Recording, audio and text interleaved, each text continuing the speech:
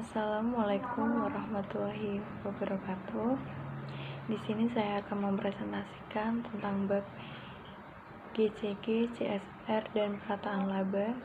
Sebelumnya, perkenalkan, nama saya Anita Panduwinati, NIM 2018-15105, kelas dari Akmensi. Yang akan saya jelaskan pertama kali adalah bab GCG. Apa itu Good Corporate Governance atau biasa kita sebut dengan GCG. GCG itu sendiri merupakan sistem untuk mengatur struktur dan mekanisme dalam perusahaan sehingga mampu mendorong efisiensi dan kinerja perusahaan. Lalu, apa saja prinsip-prinsip dari GCG? Yang pertama ada transparansi, lalu akuntabilitas, responsibilitas, independensi, dan kewajaran. Dasar GCG yang efektif. Yang pertama, kerangka tata kelola perusahaan harus dikembangkan dengan tujuan untuk berdampak pada kinerja ekonomi. Yang kedua, persyaratan hukum dan peraturan yang mempengaruhi praktik tata kelola perusahaan harus konsisten dengan aturan hukum, transparan, dan dapat dilaksanakan. Yang ketiga, pembagian tanggung jawab antara otoritas yang berbeda harus jelas. Dan yang terakhir, pengawasan pihak berwenang dan penegak hukum harus memiliki wewenang integritas untuk memenuhi tugas mereka secara profesional. Lalu, apa tujuan dan manfaat dari GCG? Manfaat dan tujuan dari GCG tersendiri, yang pertama, menciptakan nilai tambah value added bagi semua pihak yang berkepentingan stakeholders. Yang kedua, memastikan bahwa sasaran yang ditetapkan telah dicapai.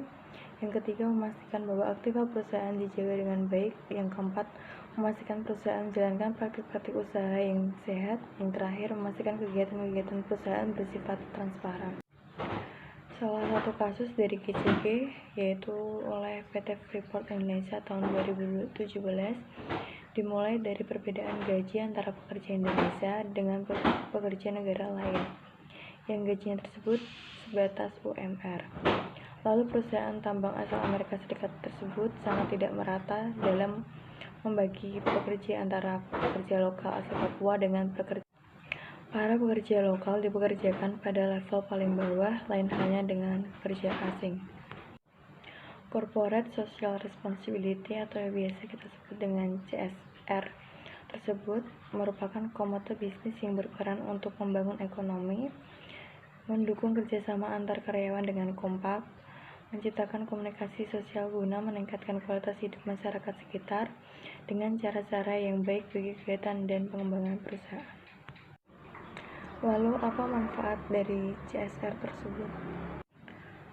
Manfaat dari CSR antara lain, yang pertama, mengurangi risiko dan tuduhan terhadap perlakuan pantas yang diterima perusahaan.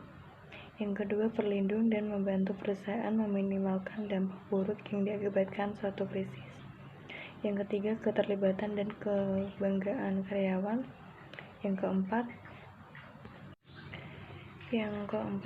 CSR yang dilaksanakan secara konsisten akan mampu memperbaiki dan mempererat hubungan antara perusahaan dengan para stakeholder-nya. Yang kelima, meningkatkan penjualan. Yang keenam, insentif-insentif lainnya seperti insentif pajak dan berbagai perlakuan khusus lainnya. Bab yang terakhir yaitu tentang perataan laba. Apa yang kalian ketahui tentang perataan laba? Perataan laba merupakan suatu tindakan di mana manajer secara sengaja mengurangi fluktuasi laba yang dilaporkan agar mencapai tingkat laba yang diinginkan. Jenis perataan laba ada dua, yaitu International Descent Smoothing International. Yang kedua ada Natural Smoothing.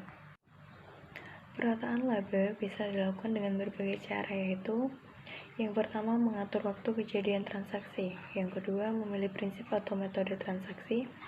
Yang ketiga, mengatur penggolongan antara laba operasi normal dan laba yang bukan dari modal normal. Sekian presentasi dari saya. Apabila ada kesalahan dalam pengucapan maupun dari tulisan di presentasi tersebut, saya mohon maaf.